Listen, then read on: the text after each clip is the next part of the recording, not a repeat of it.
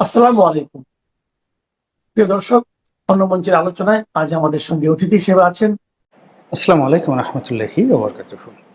সম্মানিত দর্শক, বাংলাদেশের রাজনীতি নিয়ে দিল্লি এবং বেইজিং অর্থাৎ ভারত এবং চীনের যে টানাটানি সেটা বেশ স্পষ্ট। ক্ষমতাসীন দল বিএনপি তাদের দলের মধ্যে যারা ভারতপন্থী হিসেবে চিহ্নিত ছিলেন, লক্ষ্য করুন যে তারা এখন কোন অবস্থাতে আছেন। ভারতপন্থী যারা লোকজন রয়েছেন তাদের কত অংশ ক্যাবিনেটে চান্স পেয়েছেন, কোন কোন মন্ত্রণালয়ে পেয়েছেন। অন্যদিকে যারা দলের মধ্যে চীনপন্থী হিসেবে পরিচিত ছিলেন, বেশ কয়েকবার তারা চীনে গেছেন, আপনারা তাদেরকে চেনেন। তারা কয়জন মনোনয়ন পেয়েছেন, কয়জন মন্ত্রী হয়েছেন, এটা আপনারা বুঝতে পারেন। আর এর প্রেক্ষিতেই বর্তমান সরকারের সঙ্গে ভারতের কেমন সম্পর্ক যেতে পারে আর চীনের সম্পর্ক কেমন হতে পারে, এটি খুব সহজে অনুমেয়। দ্বিতীয় যে বিষয় সেটি হলো, এই সরকারের ক্ষমতায় আসীন হওয়ার বয়স মাত্র 2 মাস, অর্থাৎ 60 ডেজ। এর মধ্যে সরকারের কর্তা ব্যক্তি যারা আছে তাদের মধ্যে পররাষ্ট্রমন্ত্রী ভারত সফর করেছেন। ভারত সফরে দ্বিপাক্ষিক কী বিষয় নিয়ে আলোচনা হয়েছে ভারত সরকারের পক্ষ থেকে, খুব এই যে আজকে ভিডিও করলাম, আজকেই তারা একটা সংবাদ সম্মেলন করে তাদের যে পররাষ্ট্র মন্ত্রণালয়ের মুখপাত্র তিনি যে কথা বলেছেন সেটা হলো, বাংলাদেশের পক্ষ থেকে শেখ হাসিনাকে প্রত্যর্পণ করার ব্যাপারে যে অনুরোধ করা হয়েছে সেই ব্যাপারে তারা একটা গতানুগতিক উত্তর দিয়েছে যে তারা এই বিষয়টি দেখছেন, গভীরভাবে পর্যবেক্ষণ করছেন। শেখ হাসিনাকে কীভাবে প্রত্যর্পণ করা হবে বা করা যেতে পারে, বাংলাদেশের যে অনুরোধ সেই অনুরোধকে ভারত কীভাবে মূল্যায়ন করবে, এই বিষয়গুলো নিয়ে চুলচেরা বিচার বিশ্লেষণ হচ্ছে ভারতের সর্বোচ্চ মহলে। আপনারা স্পষ্টই বুঝতে পারছেন যে এটা একটা কথার কথা। একটা গণতান্ত্রিক সরকার যখন এরকম প্রস্তাব দেয়, তো ভারত যেরকম গতানুগতিক উত্তর দেয়, ঠিক এরকম একটা উত্তর, যে উত্তর অন্তত ইতিপূর্বে ডক্টর মোহাম্মদ ইউনূসের জামানাতে 4 থেকে 5 বার এই একই উত্তর দেওয়া হয়েছে, কিন্তু ফলাফল আমরা কিছুই পাইনি। আচ্ছা, দ্বিতীয়ত হলো যে বাংলাদেশের পক্ষ থেকে যে কথাগুলো বলা হয়েছে, 1 নম্বর কথা হলো যে ভারতের সঙ্গে বাংলাদেশের সম্পর্কটা এখনো পর্যন্ত ভালো যাচ্ছে না।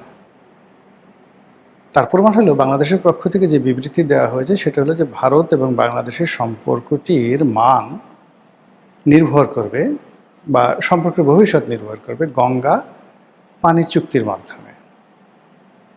তো গঙ্গা পানি চুক্তি চলমান একটি প্রক্রিয়া, এটি রিনিউ হয়। এটি শেখ হাসিনার প্রথমে বঙ্গবন্ধুর জমানাতে চমৎকার একটা চুক্তি হয়েছিল, এবং সেই চুক্তির ধারাবাহিকতা জিয়াউর রহমান সাহেব, এরশাদ সাহেব এবং পরবর্তীতে যে সরকারি ক্ষমতায় আসছে, মোরাললেস শর্তগুলি একই থেকেছে। শেখ হাসিনার জমানাতে যে কয়বার পানি চুক্তি স্বাক্ষরিত হয়েছে, আওয়ামী লীগ জমানাতে বিএনপির জমানার চাইতে গঙ্গার পানির যে হিস্সা বাংলাদেশ বেশি পেয়েছে। এখন এই যে আওয়ামী লীগ জমানাতে গঙ্গার যে হিস্সা তারা পেয়েছে, বিএনপি চাচ্ছে যে অ্যাটলিস্ট না বাড়ুক। শেখ হাসিনার জমানাতে গঙ্গা দিয়ে বা মানে এই যে বৃহত্তম গঙ্গা যে প্রকল্প, সেখান দিয়ে ফারাক্কা দিয়ে যে পরিমাণ পানি রাজশাহীর এই অঞ্চলে প্রবেশ করেছে, অ্যাটলিস্ট সেই পরিমাণ পানি প্রবাহিত হোক। অন্যদিকে পুরো শেখ হাসিনার জমানাতে যেটা নিয়ে আলোচনা হতো সেটা হলো তিস্তা প্রকল্প, অর্থাৎ চীন চাচ্ছিল যে ভাটিতে, তিস্তা নদীর ভাটিতে বাঁধ নির্মাণ করবে এবং এখানে কাউন্টার রাবার ড্যাম করে এমন একটা অবস্থা তৈরি করবে যে তিস্তার পানি ভারতের জন্য গলার কাটা হয়ে পড়বে, যাকে বলা হয় বর্ষাকালে। আর শীতকালে বাংলাদেশ প্রাকৃতিকভাবে এমন জলাধার নির্মাণ করবে এবং সেই জলাধার কেন্দ্রিক কৃষি, শিল্প, পর্যটন এমনভাবে গড়ে তুলবে যে এই তিস্তা প্রকল্পটি বাংলাদেশের জন্য যাকে বলা হয় একটি আশীর্বাদ হবে। কিন্তু ভারত এই কাজটি করতে দেয়নি, কখনো করতে দেয়নি। তারা তিস্তা চুক্তি করে তিস্তার যে ন্যায্য হিস্সা, গঙ্গার পানির মতো, এই হিস্সা আমাদেরকে দেয়নি। এই কারণ হলো তিস্তা একটি অভিন্ন নদী, যেখানে কেন্দ্রীয় সরকারের সিদ্ধান্তের উপর নির্ভর করে না। এখানে পশ্চিমবঙ্গ সরকার, মমতা ব্যানার্জি সরকারের উপরও অনেক সিদ্ধান্ত নির্ভর করে। এখন তিস্তা যেভাবে প্রবাহিত হচ্ছে, সেই তিস্তাতে মূল নদীর যে প্রবাহ, সে প্রবাহ থেকে পশ্চিমবঙ্গের মধ্যে যে পানিটুকু পশ্চিমবঙ্গ সরকার পায়, এটা নিয়েই অন্যান্য রাজ্যের সঙ্গে পশ্চিমবঙ্গের মারাত্মক বিরোধ। পশ্চিমবঙ্গের বক্তব্য হলো যে তিস্তার স্বাভাবিক প্রবাহে যত কিউসেক পানি দরকার, সেই অর্ধেক পানি সেই পশ্চিমবঙ্গ পাচ্ছে না। তো সেই পানি থেকে পশ্চিমবঙ্গ যে পরিমাণ পানি পাচ্ছে, সেই পানি থেকে যদি আবার বাংলাদেশকে পানি ছেড়ে দেওয়া হয়, তাহলে তো পশ্চিমবঙ্গ শুকিয়ে মরবে, তার শেষ প্রকল্প বন্ধ হয়ে যাবে, ইত্যাদি ইত্যাদি নানা কথা। ফলে প্রথম থেকে মমতা ব্যানার্জি এই প্রকল্পে বাধা দিয়ে আসছে। ফলে নরেন্দ্র মোদী শত চেষ্টা থাকা সত্ত্বেও শেখ হাসিনা জামানাতে তিস্তা যে চুক্তি, সেই চুক্তি করতে পারেননি, এবং এটা শেখ হাসিনার একটা বিরাট ব্যর্থতা। তো সেই দিক থেকে বর্তমান সরকার তিস্তা চুক্তি হবে এটা অসম্ভব একটা বিষয়, যেহেতু তারা গঙ্গা চুক্তি নিয়েই বিপদের মধ্যে আছে। আবার অন্যদিকে ভারতকে চ্যালেঞ্জ জানিয়ে তারা এখানে তিস্তা প্রকল্প বাস্তবায়ন করবে চীনের অর্থায়নে, যেটা ডক্টর মোহাম্মদ ইউনূস করতে চেয়েছিলেন, রেজওয়ানারা করতে চেয়েছিলেন, সেটা সম্ভব যে আদৌ না, এটা মোটামুটি সবাই এখন আমরা বুঝে গেছি। এই কারণে যে বর্তমান সরকার ক্ষমতা আসার পেছনে, তারেক রহমান সাহেবকে বাংলাদেশে আনার পেছনে ভারতের একটা বিরাট গ্রিন সিগন্যাল ছিল। ভারত ঝুঁকি নিয়েছে। রাতারাতি ইংল্যান্ড থেকে জনাব তারেক রহমান সাহেব যেভাবে আসলেন, যেভাবে ক্ষমতার মসনদে বসলেন, যেভাবে মন্ত্রিপরিষদ গঠিত হলো, এবং ভারতপন্থী হিসেবে বর্তমান যে কজন লোক আছেন, যেমন ধরুন আমির খসরু মাহমুদ চৌধুরী, তিনি অর্থ মন্ত্রণালয়ের দায়িত্ব পেয়েছেন। তারপরে সালাউদ্দিন সাহেব, তিনি স্বরাষ্ট্র মন্ত্রণালয়ের দায়িত্ব পেয়েছেন। ইকবাল মাহমুদ টুকু, তিনি ভারতপন্থী নেতা হিসেবে পরিচিত, এবং তিনি জ্বালানি ও খনিজ সম্পদ বিদ্যুৎ মন্ত্রী হিসেবে দায়িত্ব গ্রহণ করেছেন। আর রইল কি? হায়রাস চীনপন্থী হিসেবে যারা দলের মধ্যে আছেন, তাদের মধ্যে এক নম্বরে air vice marshal Altaf Hossain Chowdhury, সাবেক স্বরাষ্ট্রমন্ত্রী, ঘোড়ার ডিম, কিচ্ছু পাননি। তারপর চীনপন্থী হিসেবে পরিচিত সাবেক স্বরাষ্ট্র প্রতিমন্ত্রী লুৎফুজ্জামান বাবর, যারা চীনের অর্থায়নে উলফাদেরকে সেই যে 10 ট্রাক অস্ত্র দিয়েছেন বলে অভিযোগ রয়েছে, এবং এই জন্য তাদের জীবন তছনছ হয়ে গেছে, এবং তারা ভারত বিরোধী শক্তি হিসেবে, চীনপন্থী হিসেবে পরিচিত। এইভাবে চীনের যে সমস্ত নেতা বা চীনপন্থী যে সমস্ত নেতা যা রয়েছে বিএনপি, তাদের সবারই মোরলেস কপাল পুড়ে গেছে। কেউ এমপি হয়েছেন, কিন্তু দলে তাদের কোনো গুরুত্ব নেই। এইরকম একটা বিরাট বহর এখন চীন সফরে আছেন আলতাফ হোসেন চৌধুরীর নেতৃত্বে। এই সফর কি কেবলই মাত্র প্লেজার ট্রিপ, নাকি এই সফরের মাধ্যমে যে সকল কানেকশন রয়েছে চীনের সঙ্গে বিএনপি, সে সকল কানেকশনকে চীন খুব স্পষ্ট ভাষায় বলে দিতে চায় যে তোমাদেরকে আমরা এতদিন দেখভাল করেছি, লালন পালন বলাটা ঠিক হবে না, দেখভাল করেছি, তোমরা যেভাবে আমাদের কাছে সাহায্য চেয়েছো, সহযোগিতা চেয়েছো, কূটনৈতিক সমর্থন চেয়েছো, আমরা করেছি, কিন্তু একই তোমরা আমাদেরকে কি হেল্প করবা? তোমরা তো নিজেদেরকেই হেল্প করতে পারছো না। তোমাদের কারো কপাল ফাটা, কারো পেট ফাটা, কারো হাত ফাটা, তোমাদের কিচ্ছু নাই, তোমরা গরিব, মানে সেফায়তুল্লাহ সেফুর মতো তোমরা গরিব, তোমরা পান্তা ভাত খাও, তোমরা কি করে তিস্তা প্রকল্প বাস্তবায়ন করবে? তোমরা কি করে লালমনিরহাটে সেই যে মিলিটারি বেস, আমরা একটা বিমান ঘাঁটি করতে চাচ্ছি, সেটা করতে দেবে? এমনকি যে চুক্তি হয়েছে একটা হাসপাতাল করার জন্য লালমনিরহাটে, সেটাও যে আমরা করতে পারবো, এটার গ্যারান্টি কি? এই কথাগুলো বলার জন্য হয়তো তাদেরকে ডাকছে, অথবা সরকারের পক্ষ থেকে যারা লোকজন আছে তারা হয়তো বিকল্প কোনো চুক্তি দিয়ে বা এজেন্টরা দিয়ে তাদেরকে পাঠানো হয়েছে, আই ডোন্ট নো। কিন্তু এখানে মূল ব্যাপার হলো সরকার এখন যেভাবে বিপদে পড়েছে, এই মুহূর্তে তার অর্থ দরকার। আপনাদের মনে আছে যে শেখ হাসিনার জমানাতে চীনের বিরাট বিনিয়োগ বাংলাদেশে এসেছিল। তখন পররাষ্ট্রমন্ত্রী মিস্টার মোমেন বলেছিলেন যে ভারতের সাথে আমাদের বন্ধুত্ব আছে, ওকে, বাট চীন তো আমাদেরকে বস্তায় বস্তায় টাকা দিয়ে সাহায্য করে, ফলে তাদের সাহায্য, তাদের বন্ধুত্ব আমাদের দরকার আছে। উই ক্যানট অ্যাভয়েড, আমরা চীনকে কোনো অবস্থায় অ্যাভয়েড করতে পারবো না। তো এই যে শেখ হাসিনা চীনকে ওন করেছিলেন, তার পররাষ্ট্রমন্ত্রী ওন করেছিলেন, এখন বিএনপি যদি সেটা ওন করতে না পারে, এই মুহূর্তে চীনের অনেকগুলো প্রকল্প রয়েছে, সেখানে চীনের যে প্রবাহমান ঋণ, সেই ঋণগুলো দিতে হবে। আদারওয়াইজ চীনের প্রকল্পে যে সকল প্রকল্প, চীনের অর্থে চীনা ঠিকাদাররা যে সকল প্রকল্প নির্মাণ করছিল, সেটা মাঝপথে থেমে আছে।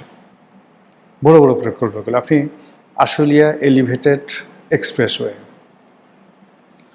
তারপরে সেই যে ঢাকা এক্সপ্রেসওয়ে, যেটির একটি অংশ একেবারে পূর্বাচল হয়ে চিটাগং রোডে চলে গেছে, সেটা সম্পূর্ণ অবস্থায় পড়ে আছে। আর অনেকগুলো প্রকল্প, তো এগুলো তো সরকারকে চালিয়ে নিতে হবে, এগুলো ইচ্ছে করলে তারা বন্ধ করতে পারবে না। তো সেই বিনিয়োগের অর্থ, তার সাথে সাথে আবার চীনের সরকারি ব্যাংক, বেসরকারি ব্যাংক বাংলাদেশের কাছে অনেক টাকা পাবে, সেই টাকা। থার্ডলি হলো সরকারের বাজেটারি সাপোর্ট, বাজেটকে সাপোর্ট দেওয়ার জন্য এই মুহূর্তে, ওই আর একটা ভিডিওতে আমি বলেছিলাম, যেটা আবার বলি, যে এই অর্থ বছরে তার কম করে হলো 10 থেকে 12 বিলিয়ন ডলার বিদেশি মুদ্রা লাগবে ঋণ হিসাবে। রেমিটেন্সও কাম হবে না, আমদানি মানে যাকে বলে রপ্তানির যে টাকা, সেটাতেও কাজ হবে না। মানে অ্যাজ এ লোন হিসাবে অতিরিক্ত 12 বিলিয়ন ডলার ছাড়া এইবারের বাজেট সে সাপোর্ট দিতে পারবে না। কারণ হলো বাজেটে যে সকল সেক্টরে তাকে সাবসিডিজ দিতে হয়, এবং এই সাবসিডির সঙ্গে যেখানে যেখানে বিদেশি অর্থ জড়িত আছে, যেমন ধরেন টিআরের জন্য তারা চাল দেয়, তো চাল তো বিদেশ থেকে যদি আমদানি করতে হয়, তাহলে এটার জন্য তার বিদেশি টাকা লাগবে, এই টাকা তো ঋণ করে আনতে হবে। তারপরে ধরুন টিন দিবেন আপনি, বা আয়রন, বা আপনি চিনি দিবেন, what ever maybe any imported item consist to the foreign currency, regarding foreign currency, connected to the foreign currency, এই জিনিসগুলোতে বিদেশি ঋণ লাগবে 12 বিলিয়ন ডলার। এখন বিশ্বব্যাংক, IMF, জাইকা, তারপর এডিবি, আইডিবি, তারা কত দেবেন? 12 বিলিয়ন ডলার হবে না, অথচ 12 বিলিয়ন ডলার তার দরকার। এজন্য এই মুহূর্তে বিশ্বে এই ধরনের মানে সরকারকে যে বাজেটারি সাপোর্ট, সেটা দেয় চীন। তো চীনের সাথে যে সম্পর্ক, সেই সম্পর্ক স্থাপন করার জন্য সরকার যদি এই তার যারা লোকজন রয়েছে তাদেরকে পাঠায়, এটা অবাক হওয়ার কিছু নয়। কিন্তু যাদেরকে পাঠানো হয়েছে তারা কি সরকারকে রিপ্রেজেন্ট করে? আলতাফ হোসেন চৌধুরীকে বলবো যে তুমি নিজেই তো কোনো মন্ত্রিত্ব পাও নাই, তোমার তো প্রধানমন্ত্রীর দরবারে তোমার 2 পয়সার মূল্য নাই। শামসুজ্জামান দুদু, তাকে বলবে যে তুমি কি পেয়েছো, মনোনয়ন পেয়েছিলা, এখন তুমি রিজভী সাহেবকে মন্ত্রী বানালো, সালাউদ্দিন সাহেব ভারত থেকে আসলো, তোমার জুনিয়র, তাকে মন্ত্রী বানানো হলো, তুমি মিয়া পাইলাটা কি? আর তুমি এখন চীনে আসছো 10 বিলিয়ন ডলার, 5 বিলিয়ন ডলারের কথা বলার জন্য। তো এই কথাগুলো তো তারা জবাব দিতে পারবেন না। আবার অন্যদিকে ভারত থেকে আসার পর পররাষ্ট্রমন্ত্রী, তার বেজিং যাওয়ার কথা ছিল, তিনি যাচ্ছেন না। হোয়াট ডাজ ইট মিন? তিনি এখন ঘুরে বেড়াচ্ছেন, জাতিসংঘের সাধারণ পরিষদের সভাপতি হবেন। এখানে মানে ভোট পাওয়ার জন্য তিনি বেশ কয়েকটি 3টি দেশে ভ্রমণ করছেন। কিন্তু এই যে জাতিসংঘের সাধারণ পরিষদের সভাপতি হলে তার 2 পয়সা লাভ হবে কিনা বাংলাদেশের, আই ডোন্ট নো। কিন্তু এই মুহূর্তে তো টাকা দরকার। পররাষ্ট্রমন্ত্রীর এই মুহূর্তে সবচেয়ে বেশি দরকার ছিল টাকা। ফলে পররাষ্ট্রমন্ত্রী এবং অর্থমন্ত্রী, এই দুজনের মধ্যে যে হরিহর আত্মার সম্পর্ক নিয়ে বিশ্বের যে সকল দেশ আমাদেরকে এখন বাজেটারি সাপোর্ট দেবে, সামনের জুনের যে বাজেট, সেই বাজেটে সাপোর্ট দেবে, আমাদের ফরেন কিছু যাকে বলে ডেপ্ট মানে ঋণ, সেগুলো পরিশোধ করার জন্য আমাদের টাকা লাগবে, আমাদের এডিবিগুলো বাস্তবায়ন করার জন্য টাকা লাগবে, আমাদের সেই জ্বালানিতে ভর্তুকি দিতে আমাদের টাকা লাগবে। এই টাকাগুলো কালেকশন করার জন্য তাকে ঘুরতে হবে স্বরাষ্ট্রমন্ত্রী এবং পররাষ্ট্রমন্ত্রী এবং অর্থমন্ত্রীকে। কিন্তু তারা ঘুরছে না, তারা গতানুগতিকভাবে অর্থমন্ত্রী IMF গেছেন এবং আমাদের দেশে IMF ওয়ার্ল্ড ব্যাংকের পাল্লায় যে সরকার পড়েছে সেই সরকারের সর্বনাশ ঘটে গেছে। এবং একবার যাকে বলা হয় সাইফুর রহমান সাহেব বলেছেন যে আমার আর বিশ্ব ব্যাংকে যেতে ইচ্ছা করে না। এত অপমান, এত কষ্ট, বাইরে বের করে দাঁড়া করায় বসায় থাকে দেখা করার জন্য। একটা সাধারণ বিশ্ব ব্যাংকের ভাইস প্রেসিডেন্টের সাথে দেখা করার জন্য দিনের পর দিন, ঘন্টার পর ঘন্টা আমেরিকাতে ঘোরাফেরা করতে হয়। তো এই যে একটা বাস্তব অবস্থা, সেই বাস্তব অবস্থা এখন আমির খসরু মাহমুদ চৌধুরীকে করতে হচ্ছে। এবং আপনি আমেরিকাতে গিয়ে দেখেন যে সে দূতাবাস অফিসে বসে আছে, দূতাবাসের লোকজন ইউটিউবে তাকে সাক্ষাৎকার নিচ্ছে, ফেসবুকে তার সাক্ষাৎকার নিচ্ছে, আর সেই ফেসবুকে সাক্ষাৎকার দিচ্ছে। তো বুঝেন যে কোন পর্যায়ে মানে দৈন্যতা পৌঁছে গেছে। কাজেই এই যে দিল্লি এবং বেইজিংয়ের যে টানাটানি, বা একদল দিল্লি গেলেন আর একদল বেইজিংয়ে গেলেন, এটা যেন শুধু আনাকুম জানাকুম না হয়। আমাদের সামনের যে প্রয়োজনগুলো আছে সেই প্রয়োজনের সঙ্গে কমপ্লাই করতে পারে, এইভাবেই আমাদের অর্থ মন্ত্রণালয়, পরিকল্পনা মন্ত্রণালয় এবং পররাষ্ট্র মন্ত্রণালয় কাজ করুক, এই প্রত্যাশা রইল। আসসালামু আলাইকুম রহমতুল্লাহি ওয়া বারাকাতুহু।